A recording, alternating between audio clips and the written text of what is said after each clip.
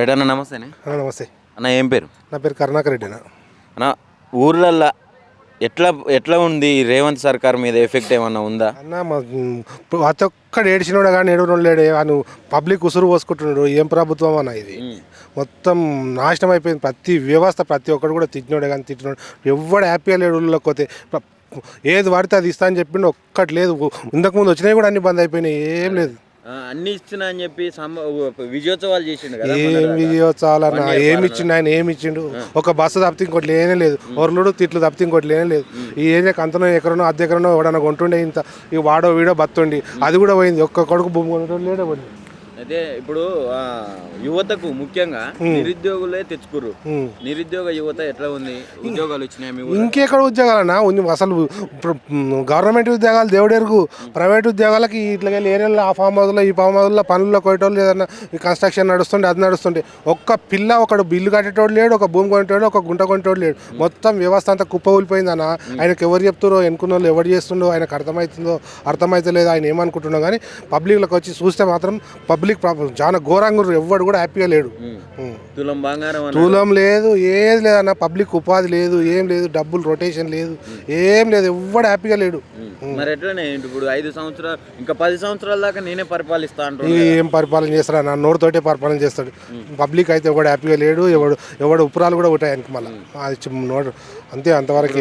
సర్పంచ్ ఎలక్షన్లలో ఎవరు వేయరన్న, ఓట్లు వేయరు. పబ్లిక్ మొత్తం చాలా ఘోరంగా ఉన్నారు ఇట్లా.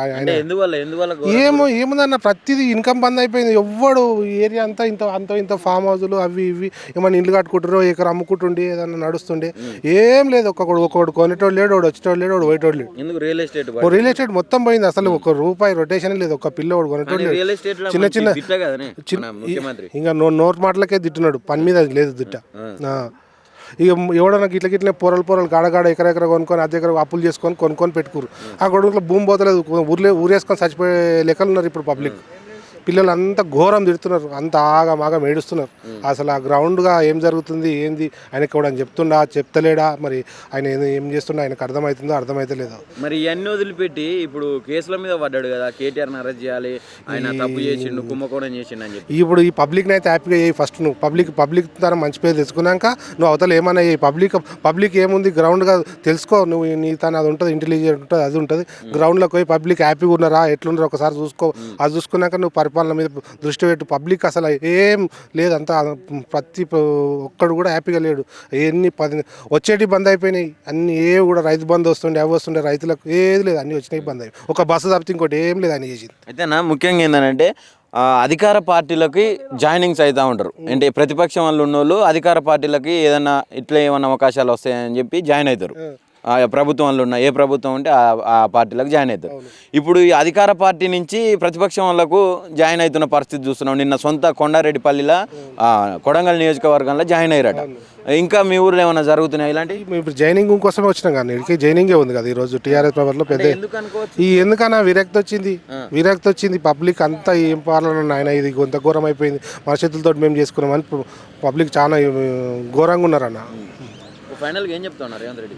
ఇంకేం చేస్తావన్నా, ఇప్పుడు ఇంకా 1 సంవత్సరం అయితే ఎట్లయినా సంకనాకపోయింది. ఈడికెళ్ళిన 4 ఏళ్ళు ఉంది, మంచిగా చేస్తే నా పొద్దుగాల 4 ఉరుపురాలు ఉడతాయి. నువ్వు ఇట్లనే చేస్తే నీకు పుట్టగతులు కూడా ఉన్నాయి. పెద్దమ్మ ఏం పేరు నీ పేరు? జూకాంటి పెంటామా. ఎట్లా ఉంది మరి? పింఛన్ వస్తుందా? 4000 2000 ఇస్తున్నారు సార్.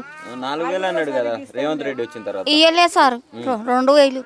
ఎందుకు 4000 పెంచుతా అని చెప్పి చెయ్యలే సార్. మరి ఎట్లా అట్లా? ఏమో సార్ 2000 వచ్చినాయి ఇప్పటిదాకా. మరి ఎట్లా ఉంది రేవంత్ రెడ్డి పాలన? ఇప్పుడు సంవత్సరం దాటిపోయింది, మంచిగా ఉందా? మంచిగా ఉన్నదా సార్? ఇక నాకేం తెలుసు సార్. ఇక ఇప్పుడు 4000 పెన్షన్ ఇస్తాడు. ఊర్లలో అందరు పెళ్లిళ్ళు చేసుకుంటే వాళ్ళకి తులం బంగారం ఇస్తాడు. అవన్నీ వస్తున్నాయా, వచ్చినాయా, రాలేదా ఏంది అంటున్నా? ఇవి ఇండ్లు ఇస్తాడు సారు, ఇండ్లు ఇవ్వలేడు సారు. ఇండ్లు తిప్పలు అవుతున్నాయి సార్. మాకు పెద్ద వాన కోరుస్తున్నది, బయట పడినట్టున్నది. పిల్లలు తల్లులము ఆగమాగమున్నాం మేము. మరి మొన్న మాట సారు, నిజం సారు. మమ్మల్ని ఎట్లా బిగిత పట్టిర్రో మాకు కూడా అంతే సాయం చేయాలి సారు. మన సర్వే చేయలేదా? చేసారు సార్. ఇల్లు ఇస్తాను ఇందిరామ్మ ఇస్తాను సార్. మరి సర్వే చేసుకో. పండగకు బతుకమ్మ చీరలు అన్నాడు, అవి అన్నాడు, ఇవి అన్నాడు, అన్ని వచ్చినాయా? ఏవి రాలే సార్. ఇప్పుడు ఇంతకుముందు కేసీఆర్ ఉన్నప్పుడు మంచిగా ఉండేనా, ఇప్పుడు మంచిగా ఉందా? వచ్చినాయి సార్, అప్పుడు ఇచ్చారు సార్. మరి అప్పుడు మంచిగా ఉండేనా, ఇప్పుడు మంచిగా ఉందా? అప్పుడే మంచిగా ఉన్నాడు. 6,000 వస్తాయి, 4,000 వస్తాయి. పెంచనా? ఎందుకు అంటే తిరిగింది నాకు. వికలాంగులకు పెంచనా? ఎందుకు 6,000 ఇస్తున్నాడు రేవంత్ రెడ్డి? 4,000 వస్తాయి అంతే. ఇక ఎట్లా ఉంది మరి? ఎట్లుంది? కోపం బియ్యం వస్తుంది, తింటాం లేకపోతే లేదు. చేనుకొని జడేసుకోనికి రాదు, ఏ పని చేయనికి రాదు. మరి ఇప్పుడు 6,000 ఇస్తా అని చెప్పిండు కదా ఎలక్షన్ల ముందల. ఏమి ఇస్తలే, 4,000. మరి ఎట్టా ఇవ్వకుంటే 50 తెచ్చుకొని పొద్దు గడుపుతాం. మా ఆయన లేడు. టైంకి ఏడేస్తున్నాయి, నెల దాడుతున్నాయి. 4,000 కూడా వాళ్ళతో నీళ్ళతో ఆడుకొచ్చుకొని పొద్దు గడుపుతున్నాం. ఇస్తాను హామీలన్నీ ఇచ్చిండా?